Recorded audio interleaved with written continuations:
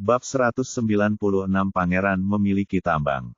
Ye Bufan berkata, dalam hal kultivasi, Anda sekarang telah memasuki ambang tingkat kuning dan dianggap sebagai pejuang formal. Tetapi tidak cukup bagi seorang pejuang untuk berkultivasi saja. Ia juga harus melatih keterampilan dan gerakan. Jika tidak, kamu bahkan prajurit biasa tidak bisa mengalahkannya sekarang. Han Sui berkata dengan penuh semangat, saya mengerti, Xiao Fan. Tolong ajari saya 18 telapak menundukkan naga, teknik penyerapan bintang, dan teknik tongkat pertarungan anjing itu dalam mangkuk untukku. Ye Bufan berkata dengan bercanda, aku masih memiliki 18 telapak tangan penakluk naga. Apakah kamu ingin aku membelikanmu satu set buku bunga matahari? Han Sui berkata, tidak perlu, aku masih punya Yuting. Ye Bufan mengajarinya satu set Zen Wusen Kuan dan memintanya untuk berlatih perlahan sendirian, lalu kembali tidur. Keesokan harinya, ketika dia bangun, dia menemukan bahwa Han Sui masih di sana sedang berlatih keterampilan tinju yang dia ajarkan kepadanya, dan berkata, dengan terkejut, kamu belum berlatih sepanjang malam, bukan? Lingkaran di bawah matanya, kondisi mentalnya masih bagus. Kegembiraan kemarin belum surut. Dia berkata sambil tersenyum, tentu saja, akan ada kompetisi seni bela diri. Saya harus menyelamatkan seni bela diri Tiongkok. Di sana tidak ada waktu untuk tidur. Tolong bantu saya melihat latihan tinju saat ini. Bagaimana kabarnya? Dia berkata sambil meninju tinju Zen Wusen dari awal hingga akhir. Bagaimana kabarmu, Xiao Fan? Apakah aku seorang ahli seni bela diri sekarang? Han Sui berkata dengan penuh semangat. Itu hanya bentuknya tapi bukan esensinya. Masih jauh dari itu. Jika semua master seperti Anda, maka seni bela diri Tiongkok benar-benar sudah berakhir. Ye Bufan berkata, Roma tidak dibangun dalam sehari, dan Kung Fu sudah selesai, tidak berlatih dalam sehari. Teruslah berlatih. Dia berkata dan memberikan beberapa instruksi kepada Han Sui, lalu menyiapkan sarapan. Setelah keduanya sarapan, sudah hampir waktunya. Han Sui bergegas ke aula seni bela diri sendirian, dan Ye Bufan pergi menjemput Qin Cucu.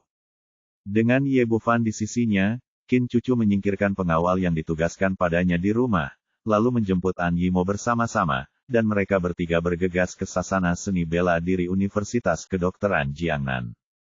Ketika mereka datang ke sini, masih ada waktu sebelum tantangan. Begitu dia memasuki pintu, Cao Xiaowan mendatanginya dengan penuh semangat. Cucu, Xiaomo, kamu di sini. Dia berdandan hari ini dan sangat bersemangat, seolah-olah dia akan berpartisipasi dalam sebuah kompetisi. Qin Cucu berkata, Xiaowan, apa yang terjadi? Cao Xiaowan berkata, ada beberapa orang buta di sasana seni bela diri ini yang memprovokasi adik laki-laki Kanu. Jadi Kanu membawa orang untuk berkompetisi di sasana hari ini. Sebagai miliknya pacar tentu saja aku ingin menyemangatinya, dan juga membiarkanmu melihat betapa baiknya pria yang aku pilih itu. Ekspresi Ye Bufan berubah dingin, dan pada dasarnya dia telah menentukan apa yang sedang terjadi. Ternyata Han Sui dan yang lainnya adalah di antara para nigas, salah satunya adalah adik laki-laki Kanu. Cao Xiaowan tidak memandangnya, dia juga tidak menyadari perubahan ekspresinya. Dia terus berkata kepada Qin Cucu dan An Yimo, selain itu, saya ingin mengumumkan kabar baik kepada Anda, yaitu, saya akan menikah dengan Anda. Kanu. An Yimo dia berkata dengan heran, apa? Menikah? Bukankah ini terlalu cepat? Berapa hari kalian sudah saling kenal? Cao Xiaowan berkata, itu tidak ada hubungannya dengan waktu, itu tidak bisa dihentikan. Kanu adalah takdirku yang sebenarnya. Qin Cucu menasihati, Xiaowan, apakah kamu ingin memikirkannya lagi? Apakah dia sebaik itu? Pernikahan adalah peristiwa seumur hidup, jadi jangan impulsif. Tentu saja Anda tidak tahu betapa hebatnya Kanu. Cao Xiaowan berkata dengan bangga, Kanu adalah pangeran dari suku besar Afrika dan akan mewarisi tahta di masa depan. Terlebih lagi, keluarganya sangat kaya. Dengan 7 tambang besi, 3 tambang besi, dan 3 tambang besi, tambang berlian dan uang yang tak ada habisnya. Ditambah dengan kekuatannya dan ketampanannya, orang asing pada dasarnya lebih baik daripada pria Tionghoa. Apakah menurut Anda saya harus segera menangkapnya atau dia akan direnggut oleh orang lain? Petik 2. Ye Bufan hampir tertawa terbahak-bahak setelah mendengar apa yang dia katakan. Dia adalah seorang pangeran, dan ada 10 ranjau di rumah. Aku benar-benar tidak tahu apakah itu kusen jendela atau kusen pintu. Apakah dia benar-benar anggota dari keluarga kerajaan? Bagaimana bisa kakaknya mabuk dan bertingkah seperti gangster, apalagi pergi ke sasana bela diri untuk bertemu sekelompok siswa? Yang terpenting adalah, jika Anda benar-benar bangsawan dan kaya, mengapa Anda memilih kebohongan tingkat rendah seperti itu? Hanya dengan begitu aku bisa mempercayainya. Ini, Qin Cucu juga berkata dengan ekspresi tidak percaya, Xiao Wan, apakah kamu yakin ini benar? Anda tidak boleh tertipu oleh orang lain. Petik 2. Tentu saja benar. Kanu sangat jujur dan pasti tidak akan berbohong padaku. Cao Xiaowan berkata sambil mengangkat tangannya, memamerkan cincin berlian di tangannya dan berkata, lihat, ini cincin kawin yang diberikan Kanu kepadaku. Cantik bukan? Ye. Bufan melihat tangannya dan melihat sebuah cincin di jari manisnya. Dikatakan bahwa itu adalah cincin berlian, tetapi berlian di atasnya sangat kecil sehingga tidak lebih besar dari sebutir millet dan tidak dapat dilihat bahkan dengan mata yang buruk. Cincin semacam ini hanya berharga beberapa ribu yuan di Tiongkok. Jika ini adalah hadiah dari pria Tiongkok, dia mungkin akan membuat keributan telah menemukan harta karun. Dengan wajah budak asing, dia tidak bisa menahan diri untuk berkata, bukankah pacarmu punya 3 tambang berlian? Memberimu berlian sekecil itu saja terlalu kecil, bukan? Wajah Cao Xiaowan segera menjadi gelap, dan dia berkata dengan tidak puas, apa yang kamu tahu? Kanu mengatakan, jika berlian mereka dibawa ke China, mereka harus membayar bea masuk yang besar, jadi tidak perlu itu. Ketika saya pergi ke Afrika bersamanya, dia akan memasangkan cincin berlian di 10 jari saya, dan masing-masing cincin itu tidak lebih kecil dari telur merpati. Melihat ekspresi kerinduannya, Ye Bufan benar tidak tahu apakah wanita ini punya otak, dan dia bahkan percaya pada trik untuk menipu anak-anak. Tapi dia tahu bahwa tidak ada gunanya mengatakan hal seperti itu, bagaimana dia bisa mengatakan seperti itu wanita yang mengalami keterbelakangan mental tidak akan mempercayainya. Jadi dia berkata dengan bercanda, keluarga pacarmu sangat kaya, bukankah lebih baik membayar sejumlah tarif ke China? Adapun menjadi sangat pelit. Mengapa? Cao Xiaowan berkata dengan ekspresi marah, mengapa kami harus membayar pajak ke Tiongkok dan kemudian mendukung orang-orang tidak berguna sepertimu? Sebelum Ye Bufan bisa mengatakan apapun, Qin Cucu menjadi tidak senang. Xiaowan, kamu juga orang Tionghoa. Kamu tidak bisa begitu saja mengatakan bahwa pria Tiongkok itu jahat setelah kamu menemukan pria asing, bukan? Seorang Yimo kemudian berkata, benar, pernahkah kamu melihat betapa hebatnya pangeran piano kecilku? Petik 2. Kalian hanya belum pernah melihat dunia.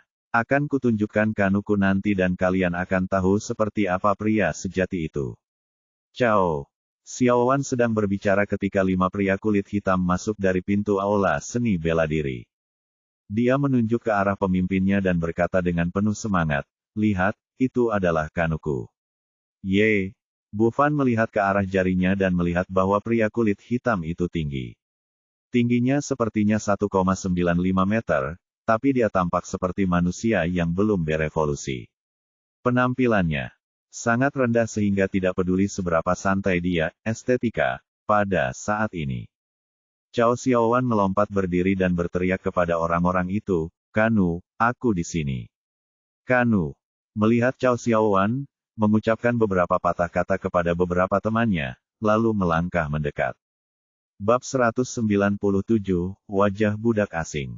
Ketika Cao Xiaowan melihat Kanu, dia segera melompat ke pelukannya, mencium pipinya terlebih dahulu, dan kemudian berkata, Kanu, ini adalah 2 sahabatku, Qin Cucu dan An Yi. Halo, 2 wanita cantik. Berbicara dalam bahasa Inggris, nada kaku. Setelah berbicara, dia tersenyum pada mereka berdua. Giginya terlihat sangat putih dengan latar belakang kulitnya. Melihat pria jelek seperti binatang di depan mereka tersenyum pada diri mereka sendiri, kedua wanita itu merasakan kulit kepala mereka mati rasa dan merinding di sekujur tubuh mereka. Qin Cucu mundur langsung ke Ye Bufan dan mengulurkan tangan untuk memegang lengannya, sehingga dia bisa merasakan rasa aman. Cao Xiaowan berkata, "Cucu, Xiaomo, apa kabar? Saya pria yang baik, kan? Kanu juga memiliki beberapa adik laki-laki dan teman, bagaimana kalau saya memperkenalkan mereka kepada Anda?" Qin Cucu berkata dengan cepat, "Saya sudah memiliki Xiaofan, tidak perlu." Seorang Yimo berkata, "Aku juga ingin menemukan pangeran cilikku, aku tidak membutuhkan orang lain." Cao Xiaowan mengerutkan bibirnya dan berkata, "Aku benar-benar tidak tahu apa yang kamu pikirkan, apa keuntungannya. Pria Tionghoa, Kanu sama baiknya dengan kita." Kanu memandang Qin Cucu dan An Yimo. Kedua gadis Tionghoa ini jauh lebih cantik daripada wanitanya, dan matanya tidak bisa menahan untuk tidak bersinar dengan cahaya yang tidak senonoh. Dia berkata, "Dua wanita cantik, tunggu sebentar dan saya akan menunjukkan betapa baiknya saya. Kami pria Afrika jauh lebih baik daripada Anda pria China. Saya yakin Anda akan menyukai kami." Qin Cucu jelas tidak ingin melanjutkan. Mengenai topik ini, saya tidak suka mendengarnya memfitnah pria Tiongkok, tetapi karena wajah Cao Xiaowan, dia tidak langsung membantahnya. Dia mengganti topik pembicaraan dan berkata, "Tuan Kanu, kompetisi apa hari ini?" "Benar, kemarin malam, ada beberapa orang buta di aula seni bela diri ini yang menyinggung saudara saya, jadi saya ingin memberikannya kepada mereka, sedikit hari ini. Lihat betapa kuatnya dirimu, tantang sasana bela diri mereka. Pria Tiongkok terlalu lemah, kamu akan menemuiku dan saudara-saudaraku nanti." Pria itu berkata dan memamerkan otot-ototnya yang kuat. Saya tidak menyangka seseorang dengan wajah hitam seperti itu memiliki kulit yang begitu tebal. Ye Bufan berkata, "Jelas orang-orang Anda yang telah diberi pelajaran karena menganiaya gadis-gadis di Tiongkok, namun mereka masih berbicara begitu keras." Qin Cucu sedikit terkejut dan bertanya, "Xiaofan, apakah kamu tahu tentang ini?" Ye Bufan mengangguk, "Kemarin malam, dua pria kulit hitam mabuk dan menganiaya gadis-gadis Tionghoa kami dari sekolah seni bela diri ini, dan kedua belah pihak mulai berkelahi. Terjadi konflik, dan salah satunya adalah saudara asrama saya Han Sui." Setelah mendengar ini, ekspresi Qin Cucu dan An Yimo berubah. Sebagai orang Tionghoa, mereka secara alami tahu di pihak mana mereka harus berada, tetapi mereka tidak menyangka bahwa Cao Xiaowan akan diseret untuk mendukung pihak Kanu. Seorang Yimo berkata tidak puas, "Xiaowan, mengapa kamu meminta kami melakukan ini? Apakah kamu ingin kami menjadi pengkhianat dan pengkhianat?" Sebelum Cao Xiaowan dapat berbicara, Kanu merentangkan kedua tangannya yang besar dan berkata, "Nona cantik, bukan itu kasusnya. Ya, kakakku baru saja menyapa mereka. Kamu harus tahu kalau berpelukan adalah etiket di sana. Ini sama sekali tidak dianggap menggoda. Dan mereka jelas-jelas iri pada kakakku, jadi mereka menyerang tanpa pandang bulu, jadi aku ingin mereka membayar harganya." Cao Xiaowan memelototi Ye Bufan, jelas menyalahkannya atas masalahnya. Dan berkata tidak puas, "Apakah kamu mendengar itu? Itu adalah etiket kampung halaman Kanu. Orang-orang di sekolah seni bela diri tidak tahu apa-apa dan tidak mengerti apa-apa. Mereka keluar untuk mengeluh tentang hal semacam ini. Jelas sekali bahwa mereka telah menyinggung rekan senegaranya Kanu." Meskipun keduanya mengagung-agungkan masalah ini, Qin Cucu dan An Yimo sama-sama wanita yang sangat cerdas, jadi mereka secara alami memahami apa yang sedang terjadi. Ye Bufan mencibir dan berkata, "Etiket. Kalau begitu biar ku beritahu, kami di China juga punya etiket, yaitu kalau tamu datang, ada arak yang enak, kalau serigala datang, ada senapan. Siapapun yang berani menyinggung perasaan kami di Tiongkok pada akhirnya akan menanggung akibatnya." Meskipun Kanu juga mengerti bahasa Mandarin, dia tidak terlalu mahir dalam kata-kata ini. Dia sepertinya mengerti tetapi tidak sepenuhnya memahaminya. Tapi Cao Xiaowan mendengarnya dengan jelas dan langsung berteriak, "Ya, apa maksudmu dengan ini? Apa masalahnya jika saudara laki-laki Kanu memeluk wanita itu? Seharusnya itu menjadi kehormatan bagi mereka, tapi itu kalian. Mengapa kita tidak bisa lebih bermurah hati saat orang-orang membuat keributan seperti itu?" Karena orang-orang di sekolah seni bela diri itu tidak menghormati teman asing mereka, mereka pantas diberi pelajaran. Ye Bufan menatapnya dengan tatapan dingin dan berkata, budak asing sepertimu benar-benar bodoh. Aku tidak pantas tinggal di Tiongkok. Cao Xiaowan berkata dengan nada menghina, kamu pikir aku bersedia? Dalam beberapa hari, aku akan pergi ke sisi mereka bersama Kanu, dan aku akan menjadi putri. Mengerti, itu adalah sesuatu yang bisa dibayangkan oleh orang biasa. Mendengarkan percakapan antara dua orang itu, Kanu sepertinya mengerti apa yang baru saja dikatakan Ye Bufan. Dia berkata, orang China, jika Anda keberatan, saya akan menyambut Anda di panggung nanti kamu bagaimana menjadi seorang pria. Cao Xiaowan berteriak, apakah kamu mendengar itu? Jika kamu berani naik ke panggung, mereka akan memberitahumu apa itu pria sejati. Ye Bufan tersenyum dingin, oke, kalau begitu aku ingin melihat itu.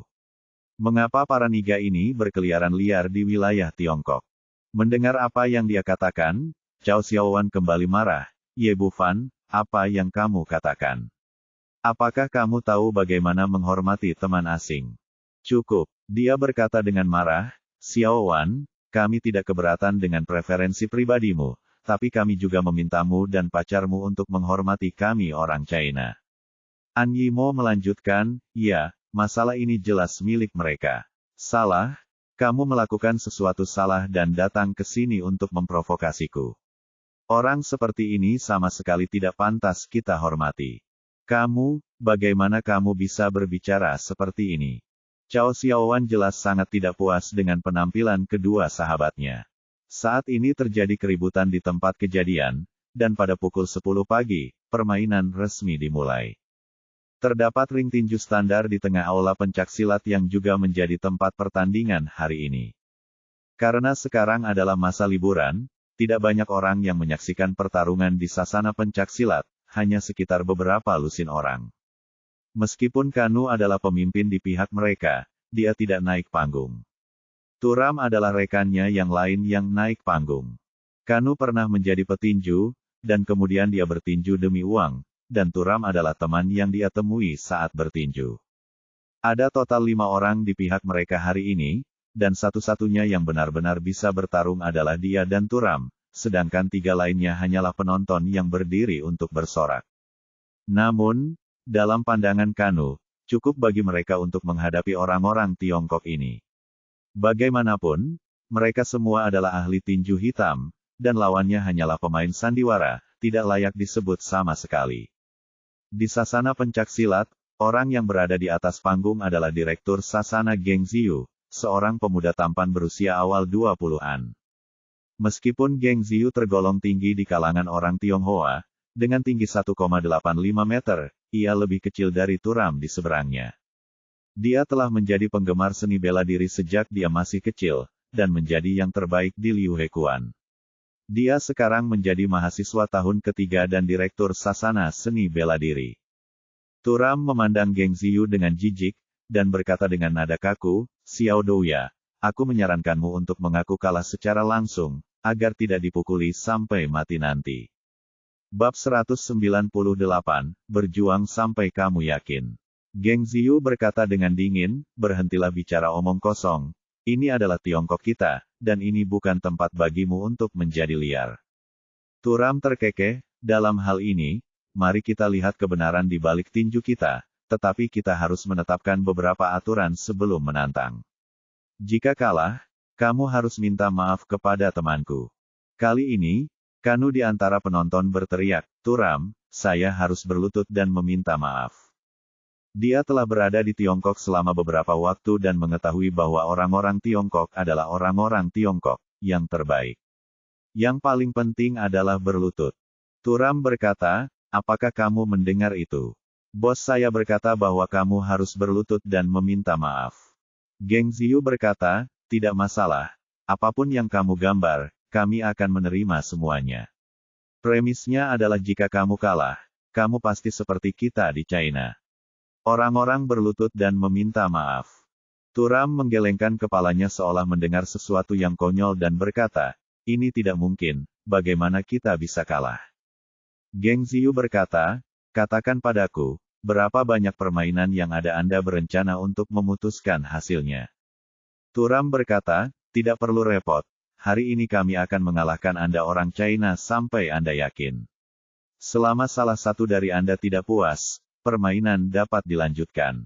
Dia sangat pemain kuat dalam tinju hitam, tentu saja tidak menganggap serius siswa di depan mereka. Geng Ziyu berkata dengan tatapan dingin, oke, ayo bertarung sampai kita dikalahkan hari ini. Turam berkata, oke, waktuku sangat berharga, siapa di antara kamu yang akan menjadi yang pertama? Direktur, serahkan orang ini. Berikan kepadaku. Saat dia berbicara, pemuda lain melompat ke atas ring dengan tubuh ringan. Dia adalah Ma Tiansheng, wakil direktur Sasana Seni Bela Diri. Geng Ziyu berkata, baiklah, hati-hati. Jangan khawatir, kurator, seni bela diri tidak mudah digunakan hanya karena sudah besar. Meskipun Ma Tiansheng tidak tinggi, hanya sekitar 1,75 meter, dia tidak terlihat sebesar itu. Kuat, tapi dia punya modal yang membanggakan. Dia memiliki tradisi keluarga Tai Chi, dan dia pernah memenangkan tempat ketiga dalam kompetisi Tai Chi remaja nasional. Dia juga pandai bertarung, jadi dia menjadi wakil direktur Sasana Seni Bela Diri. Dia menangkupkan tangannya ke Turam, dan kemudian membuat gerakan Tai Chi, ayo. Kanu tertawa terbahak-bahak di antara penonton, kalian orang China benar-benar lucu, kamu bisa menggunakan keterampilan tinju orang tua dan wanita tua. Datang untuk berkompetisi hanyalah sebuah lelucon. Apa yang kamu tahu? Ini adalah Tai Chi Tiongkok kami. Saat dia berbicara, Han Sui mendekat dan memeluk bahu Ye Bufan. Xiao Fan, kamu di sini. Kanu menggelengkan kepalanya, Tai Chi. Menurutku ini adalah lelucon di antara kalian orang Tiongkok. Dengan teknik tinju yang lambat, aku khawatir aku bahkan tidak bisa menang melawan kura-kura. Cao Xiaowan melanjutkan, ya, Tai Chi telah menjadi yang terbaik dalam beberapa tahun terakhir. Kamu membuat terlalu banyak lelucon dengan menyontek. Ye Bufan berkata, itu karena kamu belum pernah bertemu dengan seorang master sejati. Kanu berkata, apakah ada master di Tiongkok? Pernahkah kamu melihat master sejati mendapatkannya selama bertahun-tahun? Juara pertarungan dunia. Cao Xiaowan berkata, iya, semuanya tergantung pada kekuatan, apa gunanya berbicara sendirian? Bufan berkata dengan tenang, di mata master sejati, kalian hanyalah permainan anak-anak. Tidakkah menurutmu memalukan bagi orang dewasa untuk bermain-main dengan sekelompok anak-anak? Ada benarnya, jika seorang ahli bela diri ikut serta dalam kompetisi pertarungan dunia, dia pasti akan ditertawakan oleh rekan-rekannya. Kanu berkata dengan nada menghina, kamu orang Cina yang membual, aku ingin mempelajari Tai Chi kamu nanti untuk melihat siapa anak itu. Han Sui berkata, kamu tidak perlu Xiao Fan melakukan apapun, aku akan cukup mengalahkanmu. Aku mencari gigi di tanah.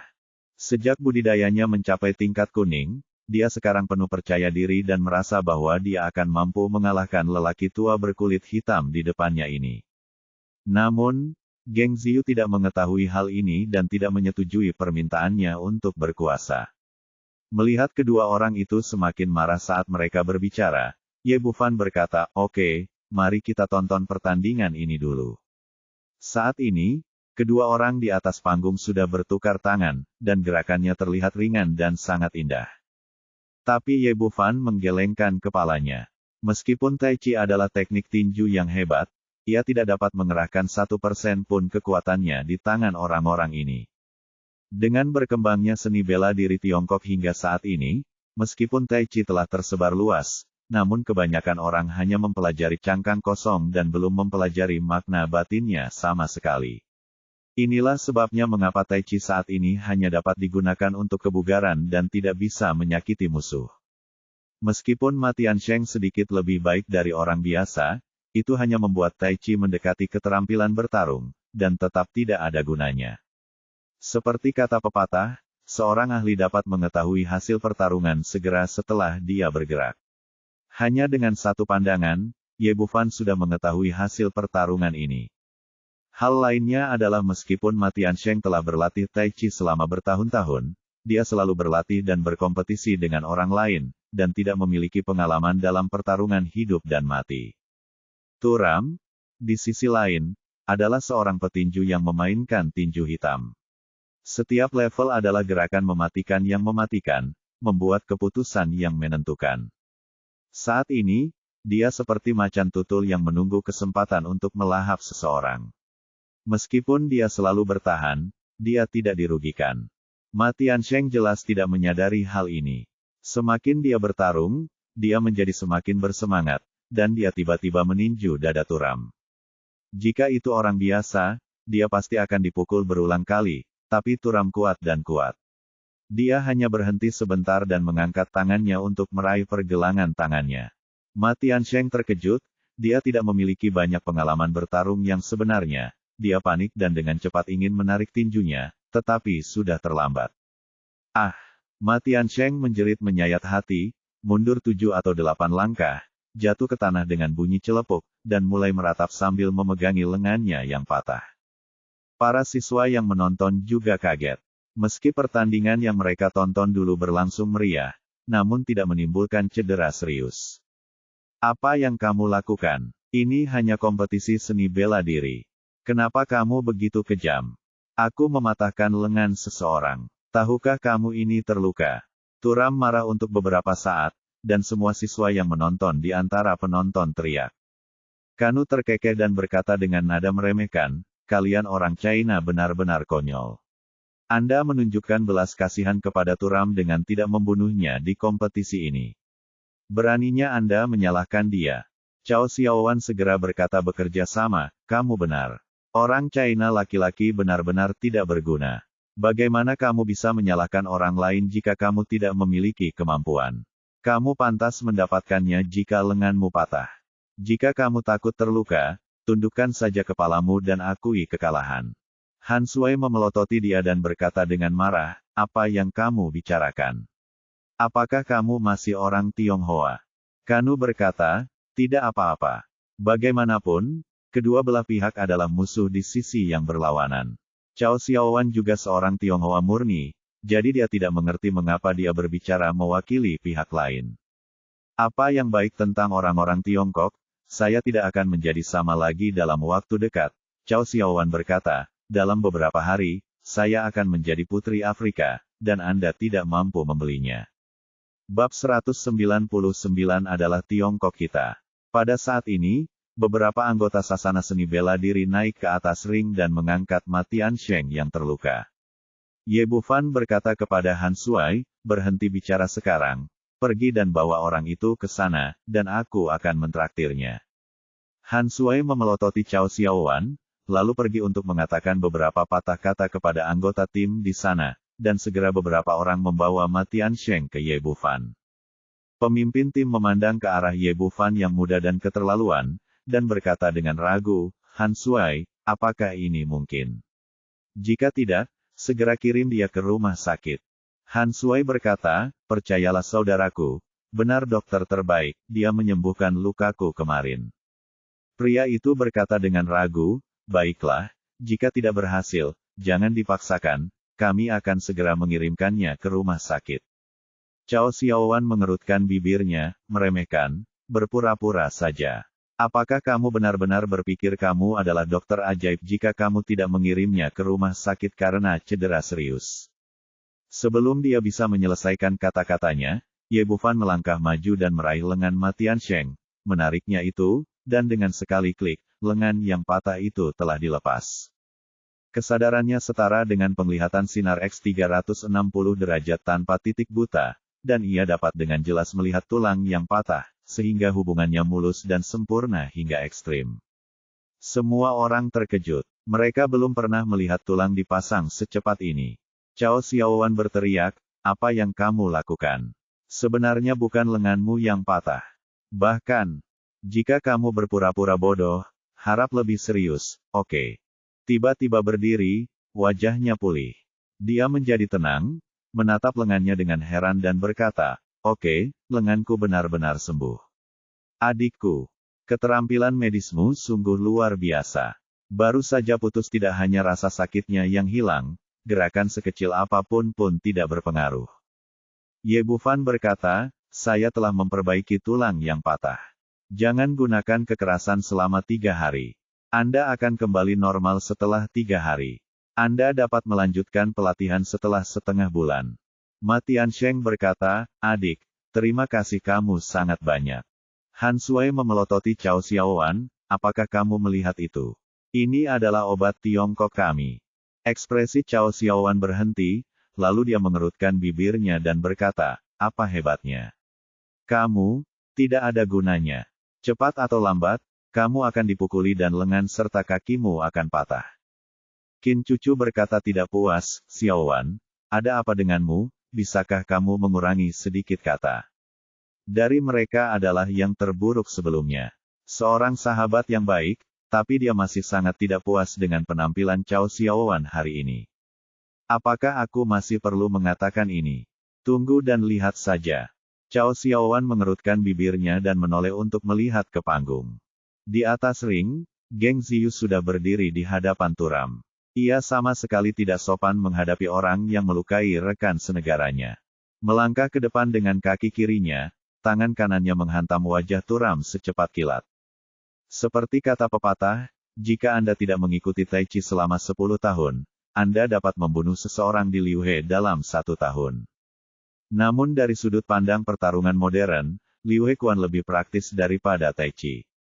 Tapi itu juga tergantung siapa lawannya. Turam berasal dari ring tinju bawah tanah dan telah mengalami puluhan atau ratusan pertarungan hidup dan mati jauh melampaui perbandingannya. Keduanya hanya bertarung beberapa ronde sebelum hati Ye Bufan kembali tenggelam. Bagi orang awam, Geng Ziyu memang sudah sangat kuat, namun ia masih jauh dari ambang batas seorang pejuang dan belum mengembangkan kekuatan batinnya sama sekali. Tanpa kekuatan internal, dia benar-benar tertinggal dari Turam dalam hal kekuatan, kecepatan, dan keterampilan bertarung.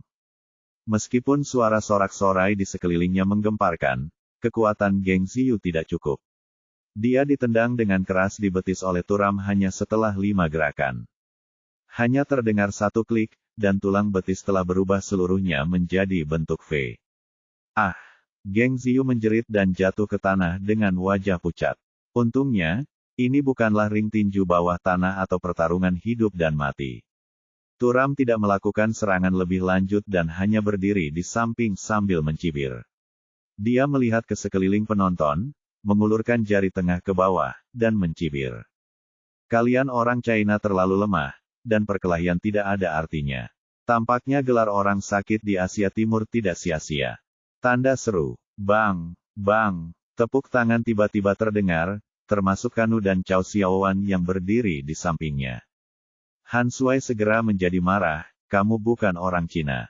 Jika kamu bukan seorang wanita, aku akan memukulmu sampai mati.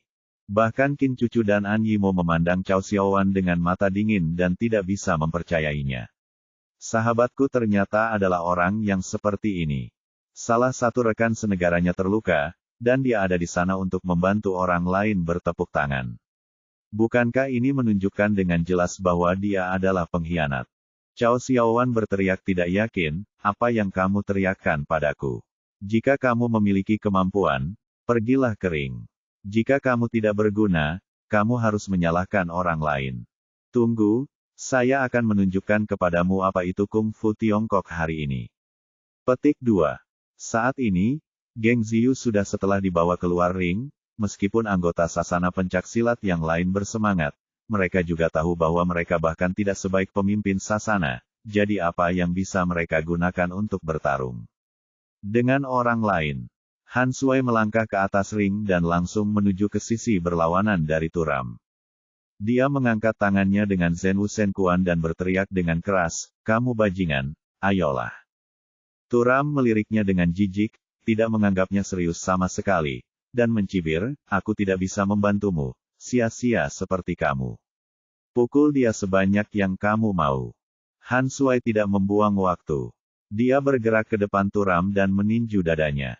Dia baru saja berlatih Zhen Wusen Kuan selama beberapa jam.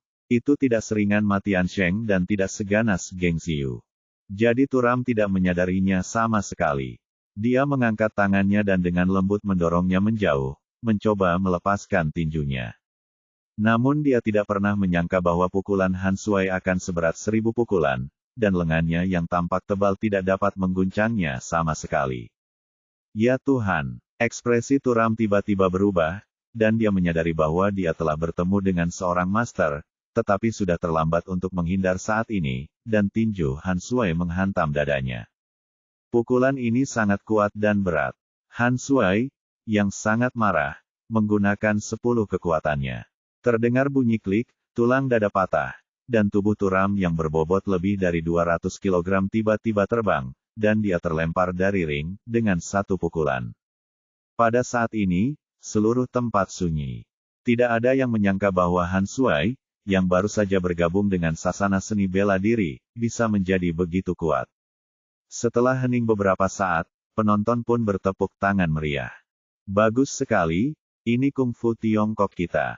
Bagus sekali, biarkan mereka melihat betapa kuatnya orang-orang Tiongkok kita. Seluruh aula seni bela diri mendidih.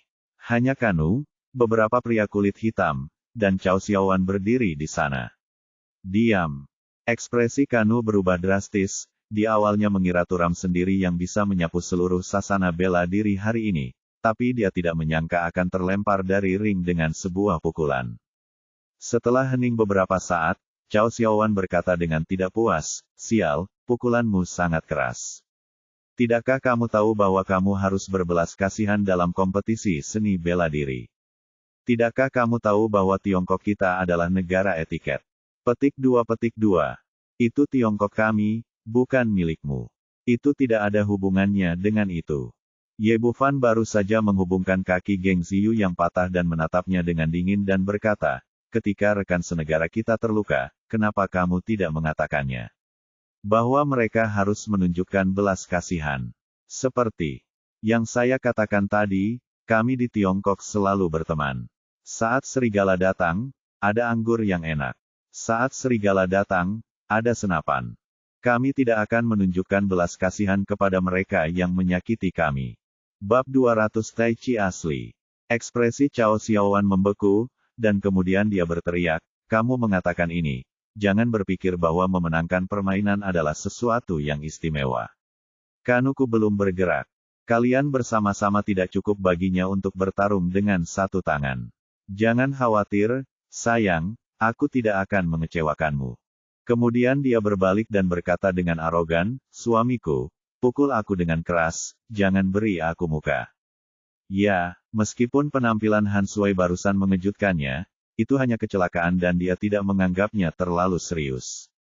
Sebagai perbandingan, kekuatannya jauh lebih kuat dari Turam. Han Sui memandang Kanu dengan penuh semangat, meregangkan postur tubuhnya dan berkata, "Niger, kemarilah, aku akan mengalahkanmu sampai ibumu bahkan tidak mengenalimu hari ini."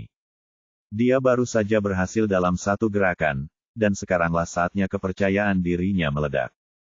"Ayolah, orang China." Kanu terlihat santai, namun nyatanya dia sudah menunjukkan 120 poin kehati-hatian dan melakukan gerakan tinju di atas panggung.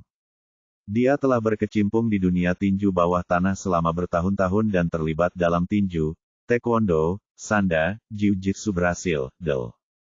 Dia benar-benar seorang master. Han Sui berteriak keras dan meninju wajahnya dengan kekuatan besar. Dengan pelajaran yang didapat Toram, Kanu tidak berani meremehkan pukulan ini sama sekali, dan mengangkat tangannya untuk meninju. Namun, dia menyimpan langkah terakhirnya dan tidak menggunakan kekuatannya secara efektif. Kedua tinju itu bertabrakan, dan dengan keras, Kanu mundur 5 atau 6 langkah sebelum mendapatkan kembali pijakannya. Ini hanya jika dia sudah siap secara mental sebelumnya. Han Sui sekarang adalah prajurit tingkat Huang. Kekuatan internal dan kekuatan eksternal digabungkan menjadi satu, dan dia memiliki keunggulan absolut dalam hal kekuatan saja. Namun, ia juga memiliki kekurangannya sendiri, yaitu kurangnya pengalaman dalam bertarung dan gerakan yang tidak terampil. Setelah berhasil melakukan gerakan, ia tidak memanfaatkan kesempatan untuk melancarkan gelombang serangan berikutnya. Kanu melihat tinjunya yang agak merah dan bengkak, dan diam-diam terkejut. Sepertinya dia tidak bisa lagi bersaing dengan kekuatan sendirian, dan hanya bisa menang dengan skill. Dua orang berikutnya bertarung bersama. Han Sui memiliki keunggulan dalam kultivasi dan penuh kekuatan, sedangkan Kanu memiliki pengalaman bertempur yang kaya dan tinggi namun tidak canggung. Keduanya bertarung selama lebih dari 10 ronde, dan mereka berimbang. Namun, Kanu selalu dalam keadaan mengembara dan tidak berhadapan langsung dengan Han Sui. Ye Bufan diam-diam menggelengkan kepalanya. Bagaimanapun, waktu Han Sui untuk meningkatkan kultivasinya terlalu singkat, dan dia belum sepenuhnya menguasai esensi gerakan Zhen Wu Shen Quan. Sebagai perbandingan, kekuatan Kanu sangat kuat. Tanpa pelatihan keterampilan internal apapun, dia hampir mendekati ambang batas prajurit tingkat kuning. Apalagi orang ini sangat licik dan tidak terburu-buru untuk sukses. Dia seperti serigala yang licik, terus mencari peluang. Dapat dinilai bahwa Han Sui kalah dalam permainan ini, tetapi dia tidak menghentikannya. Han Sui dipromosikan dari orang biasa menjadi seorang pejuang dalam semalam. Dan dengan dia menonton, tidak akan ada kejutan apapun. Keduanya bertengkar beberapa kali lagi, namun Kanu terlihat sedikit bingung dan hampir terjatuh saat kakinya terpeleset. Tentu saja, Han Sui tidak akan melewatkan kesempatan ini dan menendang dada lawannya dengan keras. Kanu menundukkan kepalanya, namun ada sedikit rasa bangga di wajahnya. Ini adalah jebakan yang sering dia gunakan, dan pria Tionghoa di depannya pun terjatuh ke dalamnya. Dia berbalik tiba-tiba, mula-mula memanfaatkan situasi untuk melepaskan kekuatannya, lalu mengangkat tangannya untuk meraih pergelangan kaki Han Sui, lalu memukul wajah Han Sui dengan tangan kanannya secepat kilat. Fokus Han Sui sepenuhnya tertuju pada kaki kanannya. Setelah tendangannya gagal, gawang tiba-tiba terbuka lebar. Melihat kepalan tangan Kanu yang berukuran kaserole semakin besar di depan matanya, jika dia terkena pukulan ini dengan keras, hidungnya tidak hanya akan patah, tetapi dia juga akan terluka parah dan jatuh ke tanah. Begitu dia menutup matanya, dia berpikir bahwa semuanya sudah berakhir. Ekspresi ganas melintas di wajah Kanu, tidak menunjukkan belas kasihan sama sekali. Namun sebelum dia melihatnya, tinjunya mengenai wajah Han Sui, dan tiba-tiba sebuah tangan besar terulur di udara, seperti tembok di depannya. Kaan berusaha sekuat tenaga untuk memukul telapak tangan besar itu dengan tinjunya, namun seperti membentur tembok besi, tidak mampu menggoyahkannya sama sekali. Dia terkejut, dan ketika dia melihat ke atas, dia melihat Ye Bufan berdiri di sampingnya sambil tersenyum. Oke, ayo akui kekalahan di babak ini, dan aku akan melawanmu. Ye Bufan berkata kepada Han Sui, yang masih linglung, kamu tahu celahmu, kembali dan berlatih keras, dan kamu tidak akan kalah, bisa kalah dari orang lemah seperti itu lagi. Wajah Han Sui memerah dan dia berbalik dan turun dari ring. Cao Xiaowan di antara penonton berteriak, sayang, kerja bagus, beri pelajaran pada hal-hal buta ini. Melihatnya seperti ini, Qin Cucu dan An Yimo sama-sama memiliki ekspresi jijik di mata mereka, dan mereka tanpa sadar menyingkir. Ye Bufan memandang Kanu di depannya dan membuat gerakan Tai Chi. Bukankah kamu mengatakan bahwa Tai Chi hanyalah sebuah pertunjukan? Hari ini aku akan membiarkanmu melihat apa itu Tai Chi yang sebenarnya. Kanu sangat gembira setelah melihat kekuatan telapak tangan Ye Bufan. Saya masih sedikit takut, namun saat saya melihat dia menggunakan Tai Chi, saya langsung santai. Sejauh yang dia tahu, teknik tinju semacam ini tidak mematikan sama sekali, dan tidak bisa dibandingkan dengan keterampilan bertarung hidup dan mati miliknya. Nak, ini yang kamu katakan. Kamu tidak bisa menggunakan pukulan lain. Orang ini tampak seperti binatang yang belum berevolusi, tapi sebenarnya dia sangat licik. Dia menggunakan kata-kata untuk menghalangi jalan keluar Ye Bufan. Tidak, Tai Chi sudah cukup untuk menghadapi orang lemah sepertimu. Ini yang kamu katakan, jangan menarik kembali. Setelah Kanu selesai berbicara, dia melambaikan tinjunya yang sebesar kaserole dan meninju Ye Bufan 2 kali muka. Kaki Ye Bufan tidak bergerak, seolah-olah terpaku di tanah, dan tubuhnya berayun ke kiri dan ke kanan seperti pohon willow yang tertiup angin, dan dia dengan mudah menghindari kedua pukulan itu. Mari kita lihat di mana kamu akan bersembunyi. Teriak Kanu keras dan menendang cambuk dengan kaki kanannya. Yang mengejutkan, Ye Bufan tidak mengelak, dan tendangannya hanya mengenai dada Ye Bufan. Namun kemudian saya menemukan bahwa kekuatan tendangan ini tidak menyentuh tanah, malah seperti sapi lumpur yang tenggelam ke laut dan menghilang. Ini adalah teknik bongkar muat Tai Chi.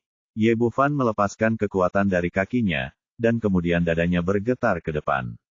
Kanu merasakan kekuatan besar datang, dan tubuh besarnya terbang mundur selama 10 detik jatuh ke atas ring dengan bunyi gedebuk. Ini adalah teknik Zenzi dari Tai Chi. Kanu bangkit dari tanah, wajahnya penuh ketakutan. Dia tidak pernah menyangka bahwa teknik tinju yang dipraktikkan oleh lelaki dan perempuan tua Tiongkok itu bisa sekuat itu. Pada saat ini, seluruh sasana tinju bertepuk tangan, dan semua orang bersorak untuk Ye Bufan. Bagus sekali, Tai Chi Tiongkok kita. Petik 2. Saya baru menyadari bahwa Tai Chi itu sangat kuat. Ternyata bukan karena teknik tinju itu buruk, tetapi petinju itu buruk. Tai Chi. Wajah Cao Xiaowan pucat pasi di bawah ring, dia tidak menyangka kalau Ye Bufan terlihat biasa saja, tapi dia sangat kuat. Seorang Yimo berkata dengan heran, "Cucu, tidak heran kamu menyukainya, dia sangat cakap." Qin Cucu berkata dengan bangga, "Xiao Fan sangat cakap, ini bukan apa-apa." Saat ini Kanu berkata dengan raungan yang keras, dia tidak mau mengaku kalah dan bergegas menuju Ye Bufan seperti binatang gila.